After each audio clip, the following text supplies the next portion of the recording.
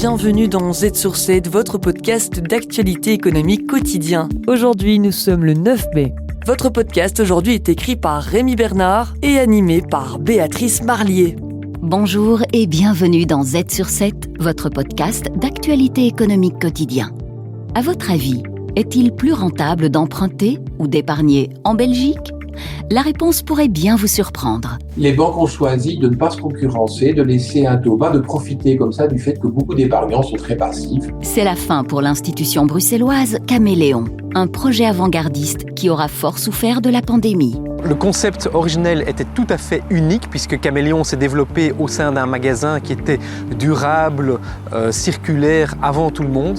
Dans la suite, nous parlerons de transparence salariale et de nouveaux droits de douane sur les films diffusés aux États-Unis. Z sur 7, c'est parti.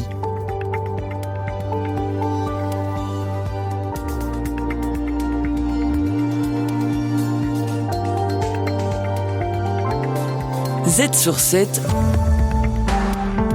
à la une. En Belgique, les taux d'intérêt sur l'épargne restent nettement plus bas que dans la plupart des pays de la zone euro. D'après la Banque centrale européenne, en mars, les banques belges offraient en moyenne un taux de 0,89% contre 2,2% au Luxembourg et 2,1% en France. Éric Dor est le directeur des études économiques de l'IESEG. Les systèmes bancaires des différents pays de la zone euro appliquent des politiques quelque peu différentes et aussi les gouvernements appliquent des politiques différentes. Le plus bel exemple, c'est celui de la France où, de très longue date, on a un dépôt d'épargne réglementé qu'on appelle le livret A. Il est défiscalisé comme en Belgique, mais la grande différence, c'est que son taux d'intérêt est fixé par le ministre de l'économie sur les conseils de la Banque de France. Les épargnants belges sont doublement perdants.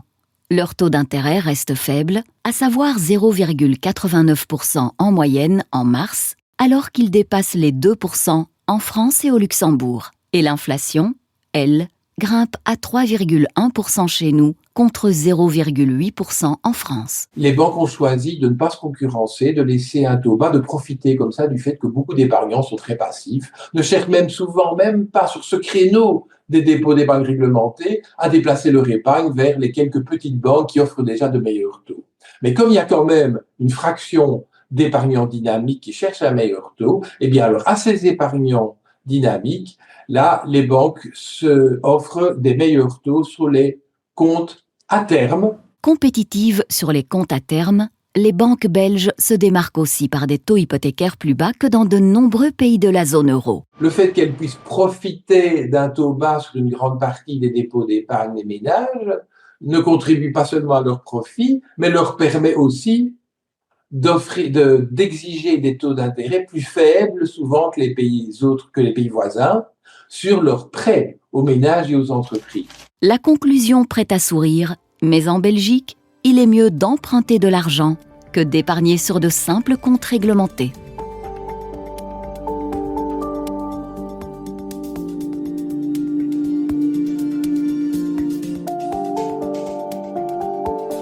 Z sur 7 à la une. Rayon vide et rideau tiré. L'outlet bruxellois Caméléon ne rouvrira pas ses portes. Créé en 1988, il reposait sur un concept simple, racheter des fins de stock de grandes marques pour les revendre à prix cassé en s'appuyant surtout sur le bouche à oreille et des campagnes par SMS. Pierre-Alexandre Billet, économiste et CEO de Gondola. Caméléon est une longue saga qui a commencé par une très belle histoire, c'est-à-dire des Bruxellois qui ont voulu développer un concept de vente privée, ce qui était très tendance il y a plusieurs années. Initialement installée au cinquantenaire, l'enseigne avait déménagé en 2009 à Woluwe-Saint-Lambert dans un bâtiment moderne de 1500 mètres carrés. À l'époque, tout semblait réuni pour accompagner sa croissance. Le concept originel était tout à fait unique puisque Caméléon s'est développé au sein d'un magasin qui était durable, circulaire avant tout le monde. qui était situé à Woluwe. Malheureusement, cela a aussi été sa perte puisque le concept n'a pas pu se développer au-delà de ce magasin. Il y a eu un deuxième concept du côté de Wavre, mais tout est resté autour de ce magasin physique alors que Caméléon aurait dû se développer à travers d'autres canaux, d'autres zones géographiques. Les 2 comptoirs privés étaient en grande difficulté depuis la pandémie. Après une première faillite en 2020, l'entreprise avait réussi à repartir. Mais cette fois, l'histoire s'arrête définitivement. Une faillite de plus dans le retail belge. Ce n'est pas uniquement le retail textile belge qui a des difficultés, c'est le retail textile dans toute l'Europe qui souffre du dumping commercial de plateformes comme Shein, comme Temu, qui sont vraiment une concurrence déloyale et qui vendent des produits en dessous des prix des coûts de revient. Le bâtiment de Woluwe a été revendu au groupe Van Overstraten. Il sera transformé en un centre sportif. En attendant, le restaurant vietnamien à l'étage de l'ancien outlet continue son activité.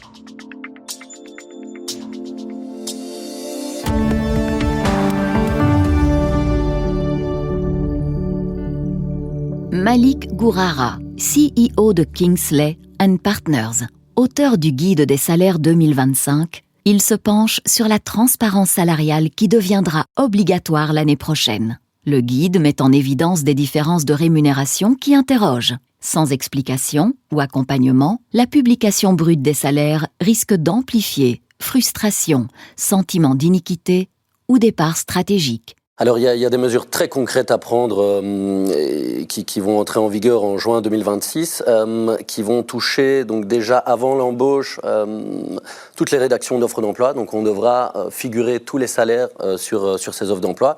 Bien entendu le communiqué à l'embauche. Il y a pas mal de choses qui vont être mises en place encore une fois pour absolument résorber les inégalités entre hommes et femmes, parce que c'est quand même le but ultime de cette chose. Là.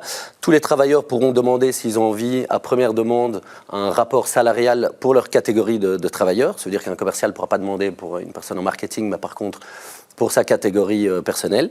Et bien entendu, l'entreprise devra répondre à ces choses-là.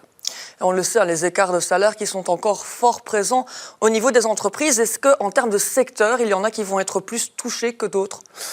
Alors oui, c'est surtout au niveau des entreprises. Il y a des entreprises qui jouent peut-être aujourd'hui un peu moins le jeu, qui sont un peu plus opaques, qui vont être plus touchées.